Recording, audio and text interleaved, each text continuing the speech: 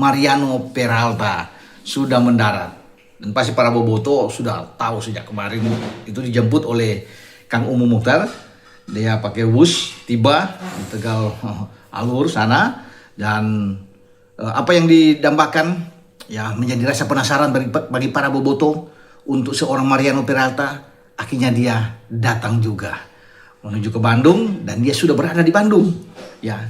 Namun harapan untuk Peralta bermain di Piala Presiden, memperkuat Maung Bandung dalam menghadapi DPMM pertandingan kedua, itu memang belum bisa terwujud karena dia baru sampai, mungkin kelelahan, dan itu mungkinnya disampaikan oleh Peralta oleh Kang Umu bahwa perlu untuk istirahat bagi Peralta. Yang penting dia sudah mendarat di Bandung, sehingga kerinduan para boboto pencinta Persib itu untuk melihat sang idola mereka ya, pemain ex dari Borneo yang sekarang memperkuat Persib, itu sudah jadi kenyataan ketika dia tiba di Bandung.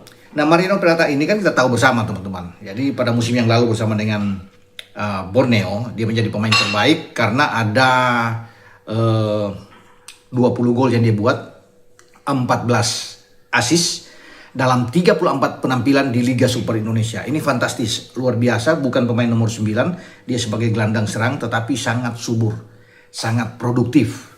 Dan itu yang membuat banyak klub itu mengincar Mariano Peralta ini untuk bisa bermain. Ya, termasuk dengan di awal Persija, karena sudah digambar-gemburkan Persija sudah mendapatkan, bahkan STY bilang sudah pasti lewat penerjemahnya JJ, Mariano Peralta akan berlabuh ya di Macan Kemayoran, tapi akhirnya gagal. Tidak ada kesepakatan itu terjadi, dan justru di tikungan akhir Persib yang mendapatkan rival dari Persija itu mendapatkan Mariano Peralta, tanda tangan dari Peralta. Semua yang diinginkan Peralta mau tentunya. Sebenarnya ada juga yang akan mengincar ya di klub luar, termasuk Johor Darul Taksim. Klub papan atas ada di Malaysia ini sangat berminat dengan Peralta.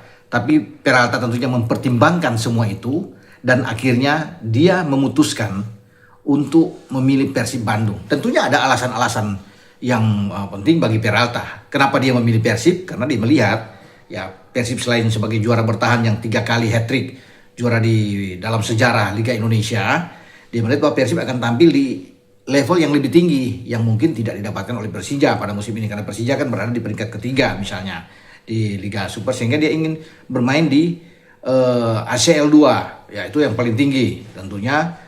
Dan di beberapa turnamen atau event yang ada, misalnya di Shopee di ASEAN, itu antar klub ASEAN, karena kan Persib akan bermain di 4 turnamen, bahkan 5 dengan Piala Presiden, kan ada Liga Cup, apalagi Liga Super, ACL 2, di kompetisi antar level klub ASEAN itu ada, dan semua Peralta pingin untuk bisa tampil bersama dengan Persib. Dan dia juga melihat bahwa tidak akan sepenuhnya tentunya akan bergantung kepada sosok dirinya untuk bisa bermain di Persib, karena dia lihat ada banyak pemain Persib yang bagus untuk bisa mendukung dia ya, sehingga dia tidak terbeban, atau istilahnya Peralta ingin menggendong Persib, tidak, dia tidak menggendong, karena banyak pemain Persib itu yang bisa saling bahu-membahu, kerjasama tim, kolektivitas, sehingga semua bisa mendapatkan hasil yang bagus. Jika Peralta tidak bisa mencetak gol, masih banyak pemain lain yang akan membuat gol. Ada Balsa, Sekulis misalnya ada di depan ya. Kemudian ada Menalo, Luka, masih ada di sana. Ragnar Uratmangun juga sudah didatangkan pemain Indonesia ini. Ya banyak, Julian Barros, masih banyak lagi, Ramon Tangke yang ada di sana. Kemudian banyaklah pemain-pemain yang bisa kita andalkan, yang diharapkan oleh Peralta bisa saling membantu dirinya untuk mencetak gol dan memenangkan Persib Bandung. Nah, sayang memang keinginan untuk dia tampil lawan DPMM itu belum bisa untuk sementara ya. Tapi siapa tahu melawan Tampines Rovers di Piala Presiden dia sudah bisa bermain. Igor Tolit sebagai pelatih bisa memberikan kesempatan bagi Peralta untuk bermain ya dalam pertandingan ketiga, dan untuk pertandingan-pertandingan seterusnya, karena setelah ini kan nanti akan bersiap di Liga Super, kemudian di event-event yang ke depan di Shopee Cup untuk di antar klub ASEAN. Nah, itu yang saya pikir dengan banyaknya kompetisi yang akan diikuti oleh Persib perlu kedalaman skuad, sehingga itu bisa terjadi dengan baik. Kalau ada 25 sampai 30 pemain yang bagus, tentunya bisa saling bergantian. Igor Tolit sebagai pelatih akan memilih siapa yang akan main di Piala Liga, siapa yang main nanti di Liga Super, di ACL2 siapa atau di antar klub ASEAN siapa, termasuk di Piala Presiden yang sedang bergulir saat ini untuk pemanasan. Piala Presiden ini kan dijadikan oleh semua klub, termasuk Persib itu, untuk pemanasan lah, batu loncatan sebelum menuju ke Liga Super. Tapi bukan berarti karena pemanasan ini hanya main-main aja atau melepas begitu saja. Tidak, tentunya tetap menatap dengan serius setiap pertandingan. Dan Persib sudah memenangkan satu laga awal ya. Di grup A ini main di Sijalak Harupat, mereka bisa menang melawan Arema Malang. Arema Malang kita tahu bersama tim yang punya DNA kuat kalau bicara di Piala Presiden, kalau paling banyak yang menjadi juara di Piala Presiden.